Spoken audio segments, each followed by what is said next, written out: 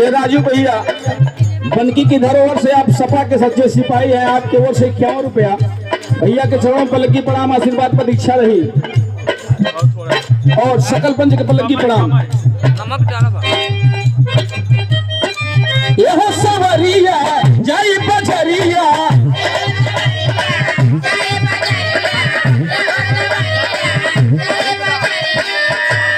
पूरा करी फरमाइश खवाइश राजा हमारे दिल के, ए राजा जी हमारा दिल के।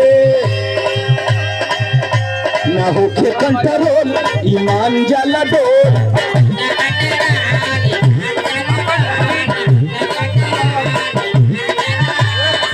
ना होके कंट्रोल ईमान जाला डोल। और देखते ही मन हम जागे